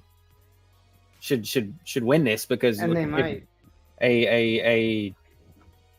And they're trotting out Brian Hoyer as quarterback. Keenan Allen is the number 1 owned wide receiver on the slate right now, and this is rightfully so. Makes sense. I mean, even Palmer is not super low owned, dude. Like, people are going to him too. He's like the 10th person on the slate. He's 10%, 11% owned. Like, people are looking all at these two people, rightfully so, right? I think Keenan Allen, 100%, you have to lock him in your cash lineups, especially with that ownership. for GPP, it's tough, right? Sometimes you have to eat chalk in GPP, and sometimes you can just let it go. I don't know if this is one where you have to eat it, but you might. We didn't do it we didn't eat chalk last week like we should have. Tyreek Hill should have ate chalk it. blew up in our face. Like, that was literally a chalk bomb blowing up in our face. Correct. And this might be the same thing where you like, man, I faded Keenan Allen for GPP because of his ownership, and he got fucking 40 points. He goes like, off. Shit. Yeah. Sometimes you just need to eat the chalk. With that said, that means I will have him in some GPP lineups. Maybe not a high ownership of GPP lineups. I'll probably try to get a little different. Josh Palmer, Quentin Johnson, or maybe go to the tight end, for his ownership, Everett, which is lower. Yeah, Everett. He's only 4% owned. Without Eckler there to catch the dump offs, could be Everett. I'll tell you where I'm not going, and I told Cody this last week. Josh Kelly, get out of here. Josh Kelly ever again in my life. He's had like the best matchups the last 3 weeks in a row, and he's a fucking dud. And if he breaks the slate tomorrow, I'll still say I'll never play this fucking dude in my life. Yeah. He's burnt our bridge. His bridge is gone. Twice now. I won't put him in. He's done. He's already ruined the. He will come up. He will come up as a high-owned cash play tomorrow, probably, just for the simple fact of number one. And we're just trending off of the Austin Eckler ether. But I personally think, and Brad, you can attest to this, the offensive coordinator from Dallas, what's his name? Kellen Moore, right? That's the Kellen Moore effect. I think Kellen Moore loves to throw the ball. He loved to throw the ball, and at Boise State when he was there, they didn't give a lot to the running back. This isn't running back dump off, running back football first. This is get the ball to your playmaker, Keenan Allen, Mike Williams, now Keenan Allen, Josh Palmer, Keenan Allen, Quentin Johnson, whoever. This is not get the ball to Austin Eckler, get the ball to the running back. We saw this, and and they're putting up tons of points, and they're still losing because obviously the running back's not doing them any good. So correct, yeah. and that goes to like what you're saying with Jay just said Parham sneaky tight end. I don't think so. Like I think Parham, he's out there primarily blocking, and he's just primary blocking. 6'8". Yeah, they don't give a shit about getting the ball to anybody but their targets, Keenan Allen and now Josh Palmer. And this goes back to what I was talking about another game earlier. Like they know their targets. That's a third read, though. That's a third read in that offense, or second read for sure, because we saw what Dalton Schultz and Jake Ferguson have done in that offense. I don't think it'll be Everett. It'll be Everett. Yeah. Every time I thought it was Everett, the last 2 weeks it's been Donald Parham. So I'm just saying 4% and 5% target share over the whole season. That's not enough. It was Parham who would get the touchdown. Yes, because like I said, he's 6'8". Yeah, Everett would be the tight end getting the ball as they're moving down the field, but it seems like Parham kind of steals that touchdown at the end. I mean, Everett's looking at 13% target share. Parham's at 4%. That's like a target or two. And it might be the end zone like you're saying because he's fucking tall as shit, but yeah. I don't know. I'd rather just not go there. I'm probably not gonna go there at all. He's only fucking 800 cheaper than Everett. I'm just gonna go Everett. It's not like Everett. If Everett was like $4 or $5 grand, then I'll go Parham all day with that value. But Everett doesn't need the touchdown with that target. If you're playing this, jumps back to if you're playing this as a showdown, I'm having Parham in there as a GPP showdown play. Hell yes. Correct. But like as a full main slate, I don't think that Parham is probably worth your time. It's 3,600 with a 12% target share, almost 13% target share. He can get you value without a touchdown. Now you give him a touchdown. To the quarterback tomorrow. Pay attention to the quarterback tomorrow because I just read something that they say it could be that it's going to be Brian Hoyer, but there's a possibility that's Aiden O'Connell, the rookie out of Purdue. Which, if that is the case, I like this better from like Phil's talking about with Jimmy G with more of Devontae Adams than Brian Hoyer. I don't like anything that has to do with Brian Hoyer. I don't like anything about Brian Hoyer. I saw him as a Texas quarterback, and I thought he's just one of those guys that he's good with a clipboard in his hand. Yeah, because he's just played behind Tom Brady like forever on and off, and then at Josh McDaniels' bedside. So yes, but it sucks about the quarterback because I don't want nothing to do with Brian Hoyer.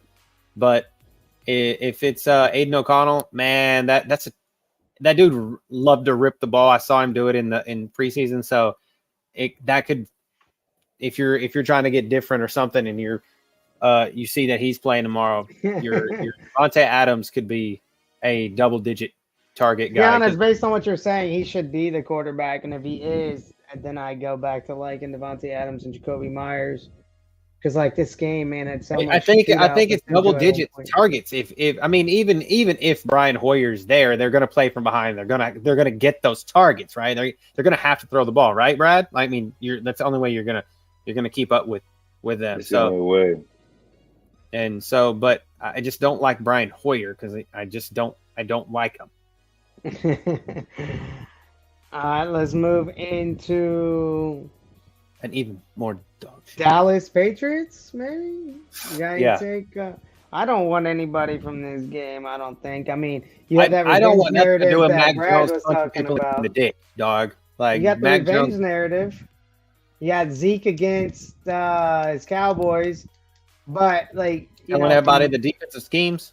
I was seeing, from other stuff that I look up and I research, they were talking about this is probably more of a revenge game for Dallas against Zeke. More as long the lines of, we're going to shit all over you, and we're going to show you that Pollard is so much better than you, and that we didn't miss out on you. So don't expect much from Zeke in this game. You saw his chain? Did y'all see his chain? Nah. His chain had, so like it was 20, Zeke, like Ezekiel Elliott has a chain, right? It's like 21 and 15. So he's 15 on the Patriots, he was 21 on Dallas. So it turns, and so it's like 21 and it's 15. It's 21, it's 15. I'm like, bruh, you're not. Why? It's pretty sick though. It's creative. Yeah, from the revenge game perspective, I agree, Phil. I just don't see Ezekiel Elliott having that much more production than what he's had before. They just don't. I thought they might have used him a little bit more like they used Damian Harris last year, but he's not even seeming to really get that production. They've been leaning more on Ramondre Stevenson. Could he get in the end zone potentially tomorrow? Yeah, but I can see more of the Dallas players being a better play from a fantasy perspective. Of course, you're probably already rolling out CeeDee Lamb, and you're already rolling out your Tony Pollard. So a lot of the players in all the leagues, you're going to most likely go with as far as on your weekly go through. But again, I really like that side more than the other side. Yeah, I don't think I'm gonna have anybody from this game. Maybe if you're doing a big mass entry tournament, maybe CeeDee Lamb or Pollard. Other than that, I'm not going here. I mean, maybe Hunter Henry. Dude's on the field a shit ton. He's been getting all the targets every game, and he's a tight end. Brian loves to go to the tight end. So tight end is, kind of hard to determine who's going to be a good one tomorrow. So maybe it's Hunter Henry. I'm fading Dak tomorrow. I'm fading Dak against a Bill Belichick defense in season long. If you have Dak, if you have somebody you can fill in better for Dak tomorrow, hopefully you didn't draft him as a number one or like a number one quarterback. He's your fill in for a bye week. If he's your number one, go out there and grab like somebody if he's available, like a Brock Purdy or somebody that's better than Dak, because I just feel like he's going to get shut down against the Patriots tomorrow. Yeah, I don't disagree with the Ferguson play neither that Jay called out. Also 19% target share, just like Hunter Henry. So questionable Zach Martin and Tyler Diaz, the center and the guard. Makes it. They may want to might throw it a little bit more. Then may not be able to run it as effectively with Tony Pollard. Might see a little bit more production from. Jonathan Jones, the corner for the Patriots too. So, and then a questionable Christian Barmore and a Devon Gochow, the other two defensive linemen. So but they still have. That's gonna make it hard for Pollard to run, right? Yeah. Yeah, with questionable. Their two best offensive linemen that are actually in the game are questionable with an ankle and a hammy. So, but I don't see that game as being a one that I'm really. I mean, it's a 4:25, 3:25 start in the afternoon. If you're doing an afternoon only slate. You still got the Chargers game in the afternoon. I think that's I'm just saying, like you that one's in the afternoon, and then the next game we're gonna get to the final game. Cards and the Niners. So correct, you can move in there. I mean, the Niners are projected, I think, the highest projected team to score tomorrow, team total, but that game still sucks. I don't know if I'll have much in there. It's hard to determine like productivity from people in that game. Is Ayuk back? Yes, he is. He is available tomorrow. That just makes it so much harder. Is it going back to Ayuk? Questionable Debo though, with ribs and a knee. So. And then Debo's yes, I like that too. Jay Christian Gonzalez showed his ass last week, and that can be like he was worth the first round pick. Oh, okay. I see. That was the Dallas game. Yeah. It's tough, man. Christian McCaffrey's a GOAT. Like, you can't just be like, I'm not going to play Christian McCaffrey, but also Elijah Mitchell's questionable. His price point is like, he's got to get you a fucking shit ton of points to even be valuable. So he's 9,200. He's got to get you 36 to 40 points. Can he do that? Yeah.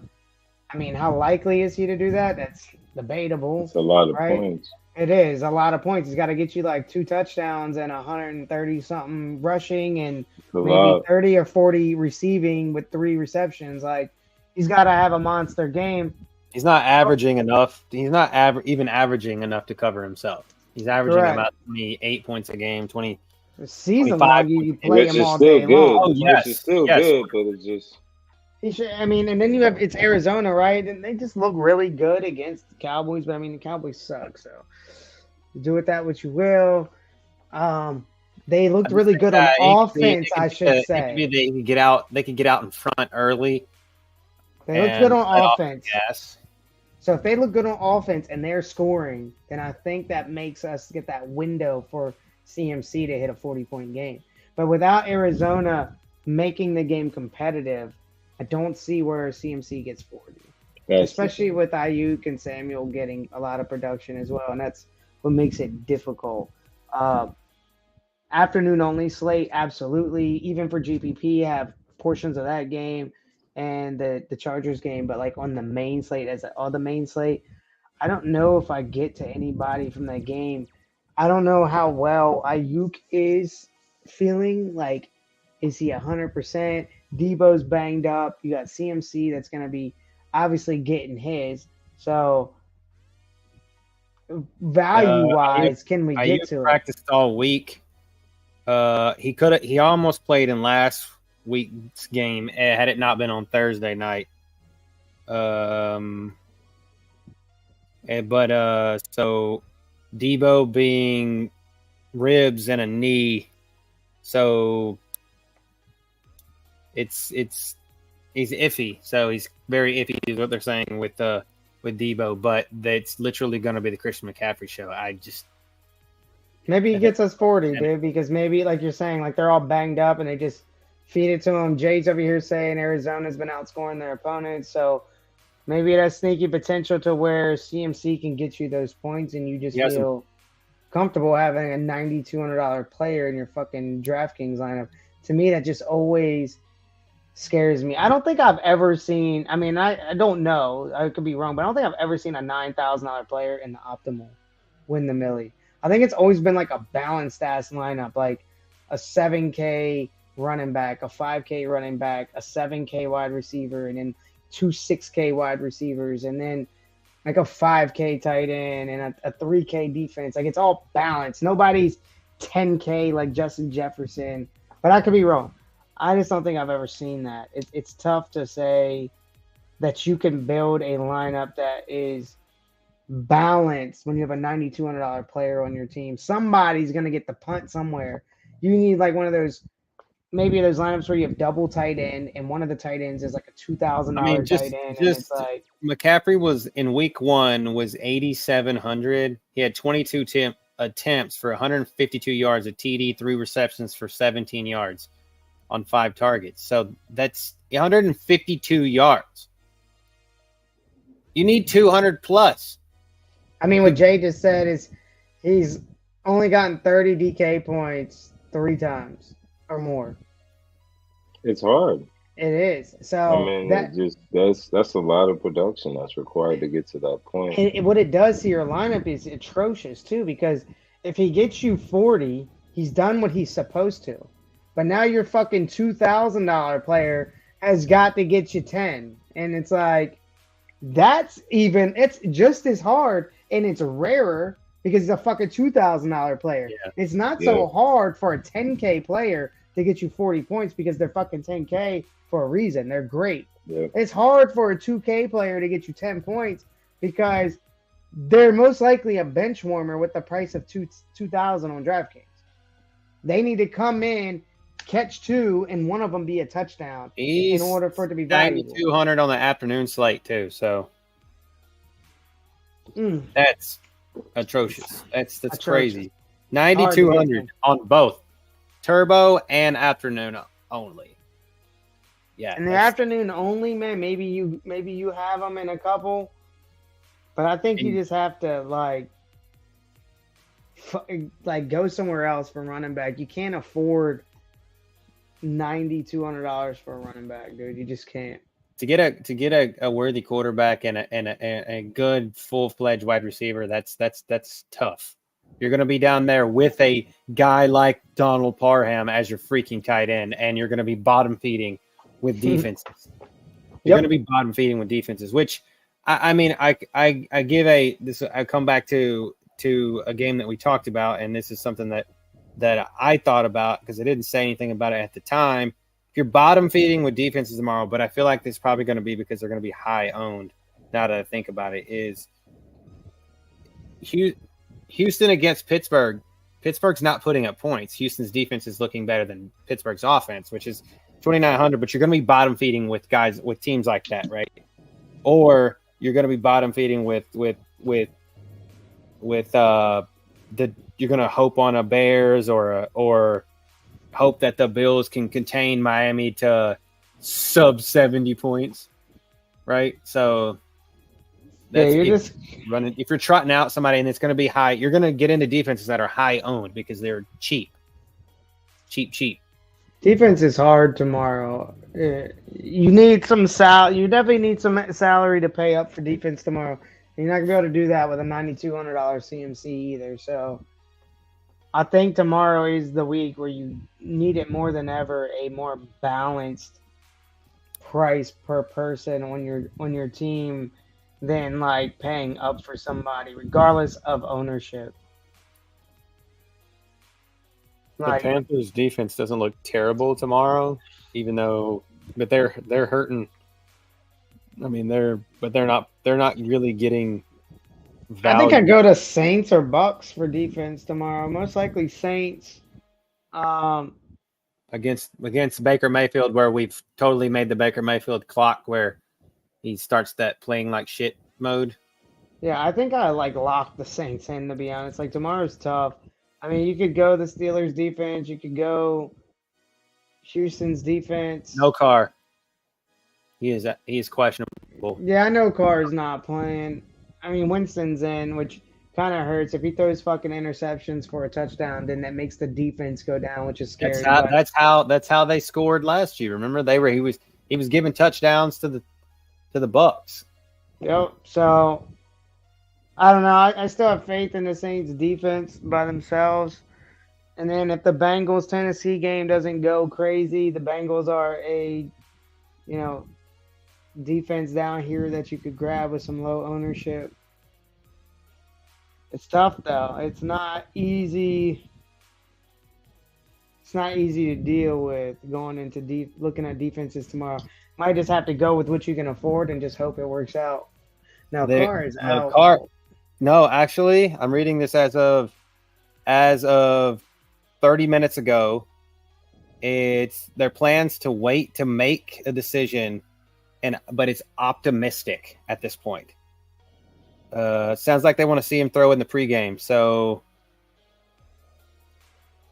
it just makes me like the Saints defense even more. It doesn't make me like their offense anymore in that division rival with the low score. He did practice Friday and looked sharp throwing passes. Plus, we've only been putting up like fucking 20 points, if that, every game. He's only averaging, averaging 11.5 fantasy points a game. I don't see anything that if Carr does play, I don't see that really moving the needle anymore. Just protects. It won't really change the numbers too much than what was already being projected. I mean, I do like for your play with Olave, if Carr is there, that Olave play is good because that's just an easy check down slant flat type play for him to get to tomorrow. But yeah, I like that. I like that Olave better if Carr is there as opposed to Jameis, because I feel like Jameis is slaw. So, yes, I'm with it. I think that's it, man. That's all the games on the main slate. That's it. And then we have the Taylor Swift effect. The Taylor Swift effect full effect on Sunday night. Travis Kelce, the captain. Lock Travis Kelce in the captain slot with Taylor Swift. Their tickets, I did know, tickets went up 44% cost. Well, maybe his fucking touchdowns go up 44%, and he breaks the slate, and he makes me go up 44% on my income, and then I'm fucking DMing Taylor Swift. So you never know. Should be singing a song about me. Yeah, right. There was a DFS player. His name was DFSPhil. He slid in my DMs. I made him a mill. Let's get it going. Yes. Well, I think that's it. Thanks for hanging out with us, everybody. If you guys have questions, hit us up on the Facebook. Drop them in the comments. And for everybody that was here, that gave us a sub, thanks for the subs and thanks for the questions. Thanks as always for hanging out with us, Jay. Thanks for hanging out with us, Jay. Appreciate you coming in. And we will holler at you guys on the flip. Good luck in your journeys tomorrow if you're doing any. Yes, and then if you guys are up big money tomorrow, send us screenshots. Let us know. Drop comments in. We want to know all about it. I forgot to mention him on the Minnesota game. I'm definitely playing a lot of Madison tomorrow. So yeah, I like Madison. It's a good call. I like Madison. Even with Cam Akers. I don't know, man. I just feel like that. It's going to take Cam Akers a little bit to learn the playbook, though. I don't know if they're rushing. Of course, but it's a Kevin O'Connell. He came from a McVay system. Yeah, it can't be different. Like going from learning Kyle Shanahan's offense to learning Matt Eberflus's or Steichen's offense, right? Like it can't be that different. Like being that the terminology may just be a little bit different, but the plays can't be that different. It's still the same tree, same type offense. It's just I just think that they have a better opportunity than everybody else. Alex Smith in the chat. I hope it's Alex Smith, ex-49ers player Alex Smith. Sit 1 PPR. Swift, Kamara, ETN, or Kyron. Ooh, that's a good one. I'm going to say Kamara or ETN. Just because he's coming back. Yeah, I'm going to say Kamara. Actually, Swift is my lock of the week, so Definitely not Swift. Kyron's been a fucking PPR stud. ETN's probably got a solid matchup against Atlanta, right? Early in are they in London? It's favorable. I would say Kamara. If Winston plays, he's gonna vulture. He never dumps off to Kamara. If Carr plays, maybe Kamara gets a slight boost, but then you always have the risk of Taysom Hill garnishing the touchdowns. Andre Miller's still hanging around. You still got Tony Jones Jr. I think that because of like Brad just said, you're easing Kamara back in tomorrow, and it's never been a great like I said earlier. He's only had so many touchdowns in all the games he's played against the Buccaneers. It's just it never puts a lot of points up. With your situation, I'm risking it for the biscuit with Swift. I'm taking the ETN play. I'm not taking him out of my lineup tomorrow at all. And Kyron Williams has just been, as Phil said earlier, 100% on the field all day, every day. You got to 100% snap share, I think, is what I read off earlier for Kyron. Let's see, Rams. Just to be sure. Yep, 100% snap share last week. He was on the field 100% of the plays. He did not come off the field. He had 76% rush rate and a 21% target rate when he was on the field. So you cannot beat those PPR numbers. Yes. Agreed. Yeah. Well, nobody's got any more questions. We're gonna hop off here, and like I said, drop more. If you have more questions, just put them in the Facebook comments group or the Facebook group. Join our Facebook group wherever you like. Put them down. We'll be in there answering questions, giving out the answers here. Ownership percents, value, we will all be up plays, injuries. super early tomorrow. We want to win you big money. Correct. We want to win you big money. I always post like the injury reports in there for the game start, all that. Yeah, I'm putting the actual Facebook invite link in the chat as we speak, so you that can join it from there. Invite link in the chat so we can speak, so that you can hop in, see it.